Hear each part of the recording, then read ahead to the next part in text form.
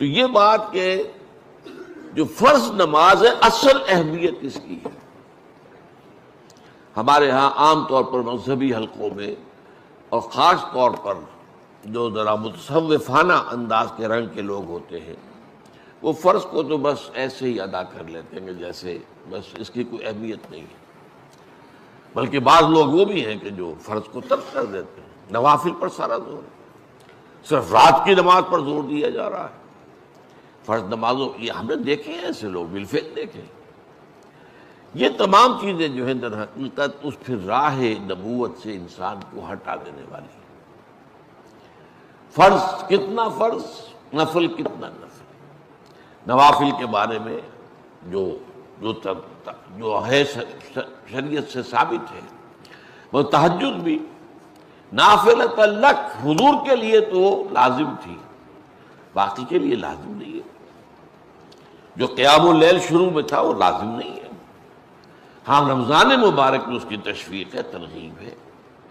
وہ خاص ایک مہینہ ہے، اس میں دن میں کھانا پینا جو ہے وہ حرام کیا گیا، تو رات کو 2/3 رات یا 1/3 کم سے کم 1/3 رات جاگو اللہ کے قرآن کے ساتھ، اللہ کی کتاب کے ساتھ. تو یہ اصل میں جو توازن ہے یہ جو ہے بہت ضروری ہے. ارأیت اذا صلیت الصلوات المکتوبات، حضور آپ نے دیکھا، غور فرمائیے کہ اگر میں جو فرض نمازیں ہیں وہ ادا کروں. اب مثلا ایک حدیث مجھے اور یاد آئی، فرض نماز کی اہمیت کو بیان کرنے کے لیے حضور نے فرمایا جس شخص نے عشاء کی نماز بھی جماعت کے ساتھ ادا کی اور پھر فجر کی نماز بھی جماعت کے ساتھ ادا کی، اس کے لیے پوری رات کا قیام لکھ دیا جائے گا. فرض کی یہ اہمیت ہے. تو اذا صلیت المکتوبات صلوات المکتوبات وصمت رمضان، اور میں روزہ بھی رمضان کے روزے رکھ دوں، باقی روزہ رکھنا آپ کی مرضی پر ہے، رکھیں ٹھیک ہے، لیکن وہ لازم نہیں ہے.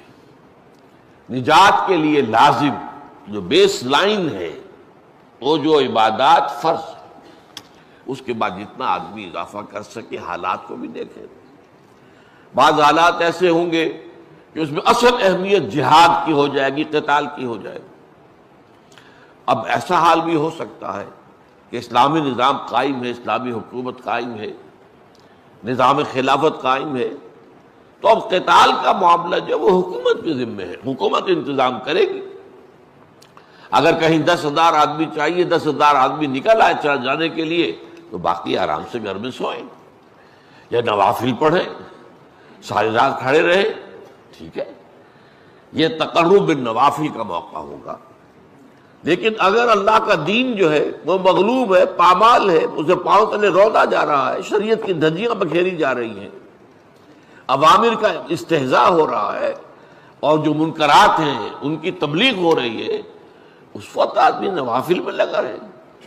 وہاں تو فرض ہو جائے گا امر بالمعروف نہی عن المنکر، جہاد، اس کی جو بھی تقاضے ہوں، اس وقت سارے تقاضے اس کو بیان کرنے کا موقع نہیں ہے. اس اصل شے وہ ہوگی. اس فرض کو ترک کر کے نوافل میں لگیں گے تو یہ نوافل منہ پر دے مارے جائے.